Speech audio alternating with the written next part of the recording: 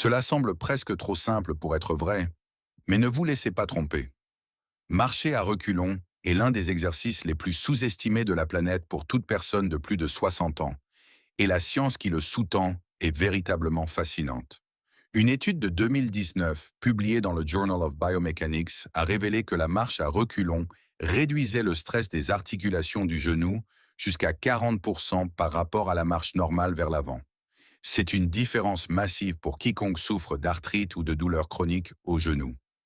Dans un essai clinique distinct de l'Université de l'Oregon, il a été démontré que les adultes plus âgés ayant pratiqué la marche à reculons pendant seulement 4 semaines ont amélioré leur score d'équilibre de 24% et la stabilité globale de leur démarche de 19%. Alors, qu'est-ce qui différencie exactement la marche à reculons de la marche vers l'avant? Lorsque vous marchez vers l'avant, votre cerveau est essentiellement en pilotage automatique. Il a effectué ce mouvement des milliards de fois, mais dès que vous inversez la direction, tout change. Votre cerveau doit soudainement prêter une attention particulière à chaque pas. Votre système nerveux s'active d'une manière qu'il utilise rarement lors des activités quotidiennes normales.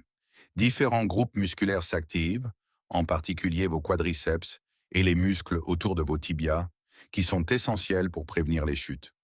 Votre proprioception, qui est la capacité de votre corps à percevoir sa position dans l'espace, bénéficie d'un entraînement sérieux. Pour commencer la marche à reculons en toute sécurité, vous devez trouver un espace plat et dégagé, sans aucun obstacle derrière vous sur lequel vous pourriez trébucher. Un long couloir dans votre maison est parfait. Une piste de course calme convient également très bien. Commencez par seulement 30 secondes de marche lente à reculons, puis faites demi-tour et marchez vers l'avant pendant 30 secondes. Alternez ainsi pendant environ 5 à 8 minutes. La clé est de faire de petits pas contrôlés et de garder votre poids centré sur vos pieds. Ne vous penchez pas trop en arrière. Posez chaque pied délibérément, en atterrissant d'abord sur la pointe des pieds, puis en déroulant jusqu'au talon. C'est l'opposé de la marche vers l'avant, et c'est ce qui active si efficacement ces différents groupes musculaires. Pour un maximum de bénéfices, essayez de pratiquer cela 3 à 4 fois par semaine. À mesure que vous gagnez en confiance, vous pouvez augmenter progressivement votre vitesse et votre durée. Certaines personnes ajoutent même une légère pente ascendante. Une étude de 2021 dans la revue Gait and Posture a révélé que cela augmentait l'activation des quadriceps de 17% supplémentaires par rapport à la marche à reculons sur surface plane. Vous remarquerez en seulement 2 semaines que vos genoux semblent plus stables, que votre équilibre s'améliore nettement et que vous vous sentez plus confiant sur vos pieds. C'est un exercice à l'apparence étrange, mais les résultats parlent d'eux-mêmes. Si vous avez déjà remarqué que vos épaules s'enroulent vers l'avant ou que votre haut du dos se voûte plus qu'avant, ce mouvement a été pratiquement conçu pour vous. Les hanches au mur ont l'air un peu ridicules au début, mais ils constituent l'un des exercices de correction posturale les plus puissants qui existent. Une étude de 2020 parue dans le Journal of Physical Therapy Science a révélé que les participants ayant pratiqué les anges au mur de manière constante pendant 6 semaines ont connu une amélioration de 32% de la mobilité de la colonne thoracique et une réduction de 27% des douleurs dans le haut du dos. Une autre étude des Archives of Gerontology and Geriatrics a montré que les adultes plus âgés ayant une meilleure mobilité thoracique avaient une capacité pulmonaire supérieure de 21%, ce qui se traduit directement par une meilleure santé cardiovasculaire et plus d'énergie tout au long de la journée. Voici comment ce mouvement fonctionne et pourquoi il est si efficace. Tenez-vous le dos bien à plat contre le mur. Vos pieds doivent être à environ 15 à 20 cm du mur. Votre tête, le haut de votre dos et le bas de votre dos doivent tous toucher le mur. Placez ensuite vos bras contre le mur en position de poteau de but, les coudes pliés à 90 degrés. De là, faites glisser lentement vos bras vers le haut, au-dessus de votre tête, tout en gardant chaque partie de votre bras en contact avec le mur. Puis, redescendez-les lentement. Cela compte pour une répétition. Cela semble facile jusqu'à ce qu'on essaie vraiment. La plupart des personnes de plus de 60 ans découvrent qu'elles ne peuvent même pas adopter correctement la position de départ parce que des années passées en position assise, à conduire ou à regarder des écrans, ont raidi les muscles de leur poitrine et affaibli les muscles de leur haut du dos de manière sévère. C'est précisément pour cela que les anges au mur sont si précieux. Ils inversent systématiquement ce schéma. Ils ouvrent votre poitrine, renforcent les muscles entre vos omoplates et restaurent la courbe naturelle de votre colonne vertébrale supérieure. Pour vous préparer à ce mouvement et en tirer le meilleur parti, commencez par faire un simple étirement de la poitrine dans l'encadrement d'une porte pendant environ 30 secondes de chaque côté. Cela assouplit les muscles tendus qui résisteront au mouvement de l'ange au mur. Commencez ensuite par seulement 5 répétitions, en vous concentrant entièrement sur le maintien du contact avec le mur. La vitesse n'importe pas du tout ici. La lenteur et le contrôle sont essentiels. Visez 3 séries de 8 à 10 répétitions, 3 fois par semaine. Une étude de 2022 du Journal of Bodywork and Movement Therapies a révélé que la pratique des anges au mur à cette fréquence produit des améliorations posturales mesurables en seulement 4 semaines. Ce que la plupart des gens ne réalisent pas, c'est qu'une mauvaise posture après 60 ans n'est pas seulement un problème esthétique. Elle restreint votre respiration, augmente le risque de chute, contribue aux douleurs chroniques et affecte même votre humeur et votre confiance. Les anges au mur s'attaquent à tous ces problèmes à la fois. C'est l'exercice qui semble le plus simple, mais qui porte peut-être la science la plus surprenante derrière lui. Une suspension passive, dead hang, est exactement ce qu'elle suggère. Vous saisissez une barre au-dessus de votre tête et vous restez simplement suspendu. C'est tout. Mais ne confondez pas simplicité et manque d'importance. Une étude révolutionnaire publiée dans le British Medical Journal, portant sur plus de 140 000 participants, a révélé que la force de préhension, ce que développent précisément les suspensions, était un prédicteur plus fort de décès cardiovasculaires que la pression artérielle systolique. Prenez un moment pour y réfléchir. La force de votre poigne en dit plus aux chercheurs sur votre risque de maladie cardiaque que vos mesures réelles de tension artérielle. Une autre étude dans The Lancet a suivi plus de 500 000 personnes et a révélé que chaque diminution de 5 kg de la force de préhension était associée à une augmentation de 16% du risque de décès, toutes causes confondues. La force de préhension ne concerne pas seulement vos mains. C'est une fenêtre sur la santé musculaire de tout votre corps, le fonctionnement de votre système nerveux et votre vitalité globale. Les suspensions passives sont le moyen le plus efficace de développer et de maintenir cette force de poigne en vieillissant. Mais la force de préhension n'est qu'une partie de l'histoire. Lorsque vous vous suspendez à une barre, la gravité tire doucement votre colonne vertébrale en traction. Cela crée de l'espace entre vos vertèbres, ce qui décompresse les disques qui ont été comprimés toute la journée par la position assise et debout. Une étude de 2018 dans le Clinical Journal of Sports Medicine a révélé que les patients ayant intégré des suspensions régulières dans leur routine ont connu une réduction de 34% des symptômes de conflit sous-sacromial de l'épaule. L'étirement de vos épaules, de vos dorsaux et de votre colonne thoracique ne ressemble à rien de ce que vous pouvez reproduire avec des étirements traditionnels. Pour commencer en toute sécurité, trouvez une barre robuste capable de supporter votre poids. Si une suspension complète semble trop intense au début, gardez les pieds au sol et déchargez partiellement le poids de votre corps. Commencez par des maintiens de 10 secondes et progressez graduellement. L'objectif au fil du temps est d'arriver à 30 ou 60 secondes de suspension avec tout le poids de votre corps. Faites 3 à 5 séries en vous reposant environ 1 minute entre chaque et pratiquez cela 3 à 4 fois par semaine. Pour un maximum de bénéfices, concentrez-vous sur le relâchement complet de vos épaules et laissez la gravité faire le travail. Ne haussez pas les épaules vers vos oreilles. Laissez tout se libérer et s'allonger. Une étude du Scandinavian Journal of Medicine and Science in Sports a révélé qu'une pratique régulière de la suspension passive sur 8 semaines améliorait l'amplitude de mouvement de l'épaule de 22% et l'endurance de la poigne de 29% chez les adultes de plus de 55 ans. Ce seul mouvement protège simultanément votre cœur, décompresse votre colonne vertébrale, renforce vos épaules et développe le type de force manuelle fonctionnelle dont vous avez besoin au quotidien. Imaginez ceci. Vous portez des sacs de course lourds de votre voiture à votre cuisine. C'est exactement cela. Il s'agit essentiellement de la marche du fermier. Et il s'avère que ce mouvement incroyablement pratique est l'un des meilleurs exercices pour tout le corps que vous puissiez faire après 60 ans. Une étude de 2020 parue dans le Journal of Strength and Conditioning Research a révélé que les exercices de port de charge comme la marche du fermier Augmentez la densité minérale osseuse de la colonne vertébrale de 3,8% et de la hanche de 2,9% sur une période de 12 mois chez les femmes ménopausées.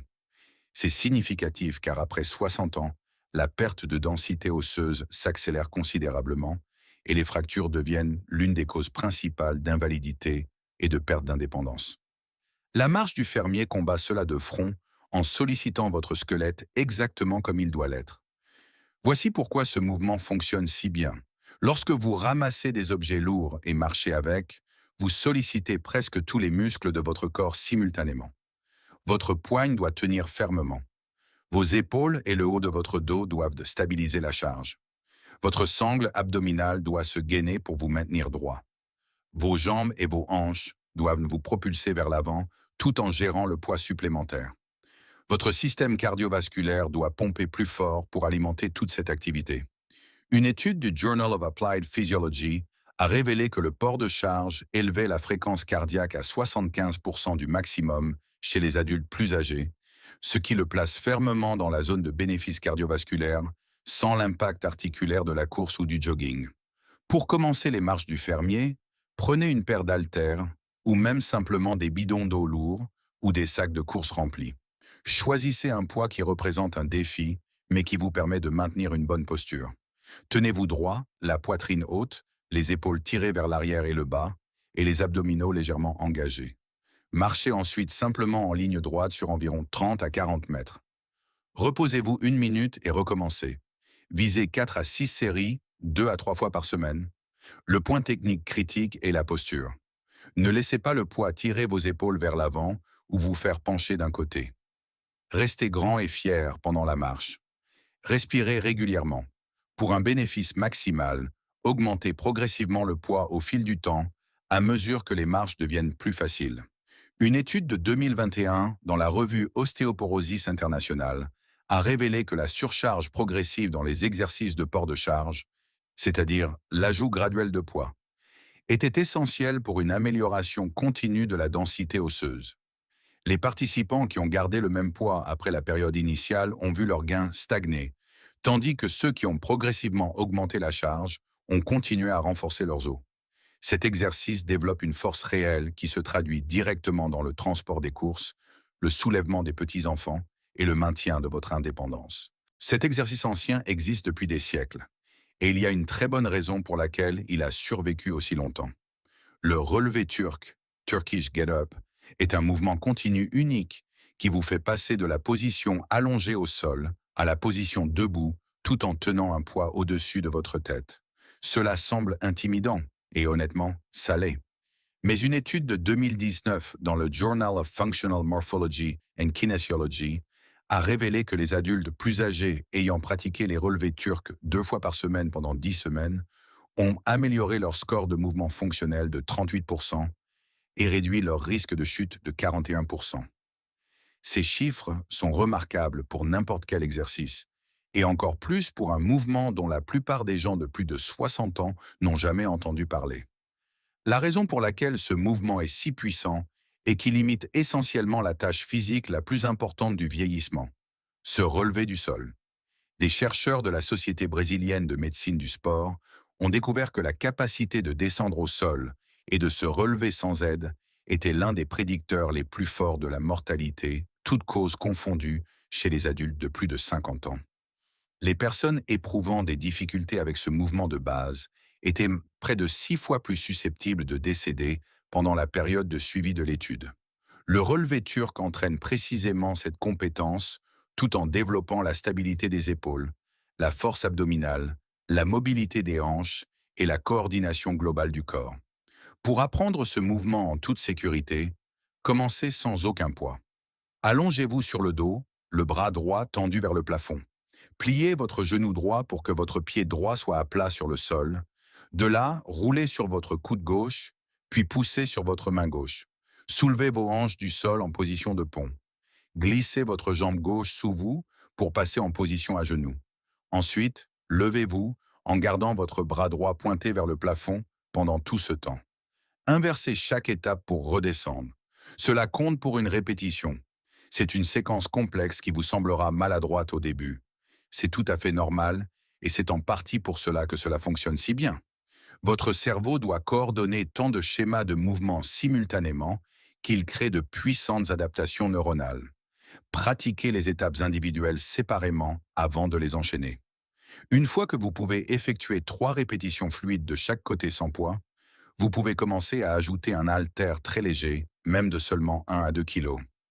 Une étude de l'International Journal of Sports Physical Therapy a révélé que la demande de stabilité au-dessus de la tête du relevé turc activait les muscles de la coiffe des rotateurs 43% plus efficacement que les exercices d'épaule traditionnels.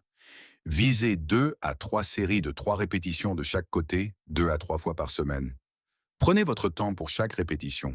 Ce n'est jamais un mouvement qu'on brusque. Nous y voilà. Le mouvement qui surpasse tous les autres exercices de cette liste est celui que la science suggère être peut-être plus important que presque tout ce que vous faites pour votre corps après 60 ans.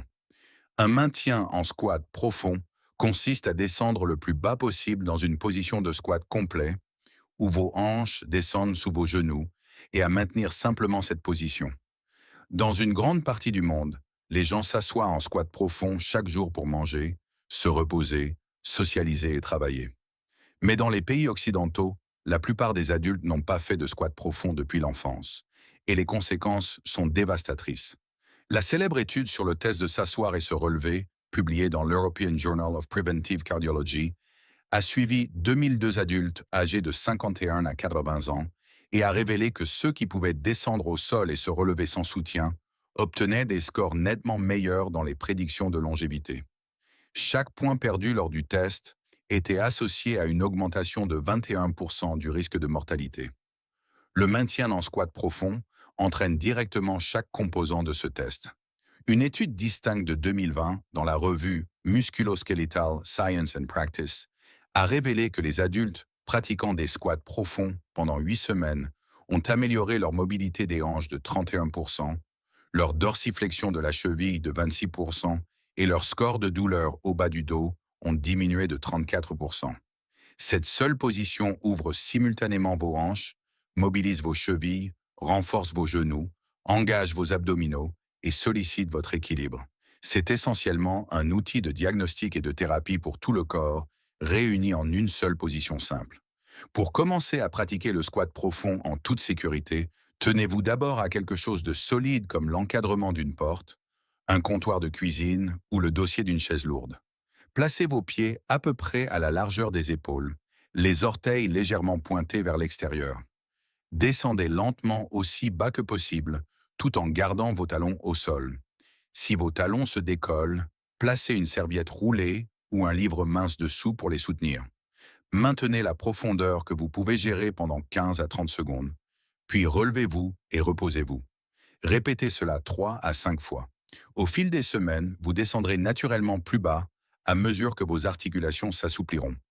L'objectif est de parvenir à maintenir confortablement un squat profond pendant 1 à 2 minutes sans aucun soutien. Une étude de 2021 dans le Journal of Aging and Physical Activity a révélé que les adultes plus âgés qui accumulaient seulement 5 minutes de maintien en squat profond par jour connaissaient des améliorations de la mobilité fonctionnelle, 2,3 fois supérieures à celles obtenues par des programmes d'étirement traditionnels seuls. Pour des résultats optimaux, pratiquez chaque jour. La fréquence compte plus que la durée avec ce mouvement. Même 2 minutes de squat total réparties tout au long de la journée créent des adaptations significatives. Et voilà qui conclut les 6 exercices étranges, difficiles et secrets qui peuvent véritablement changer votre vie après 60 ans. Chaque mouvement de cette liste est soutenu par une science réelle, des chiffres concrets et des résultats tangibles. Vous n'avez pas besoin d'un abonnement coûteux dans une salle de sport. Vous n'avez pas besoin d'équipements onéreux. Vous avez juste besoin de la volonté d'essayer quelque chose de différent et de la régularité pour vous y tenir. Votre corps est bien plus capable que vous ne le pensez et il n'est jamais trop tard pour libérer ce potentiel. Si ces exercices ont changé votre façon de percevoir le vieillissement et l'indépendance physique, n'hésitez pas à vous abonner à la chaîne et à aimer cette vidéo. Nous révélons les secrets de santé que le système néglige souvent. Prenez en main votre longévité. Notre prochain guide pour un avenir plus fort sera publié bientôt.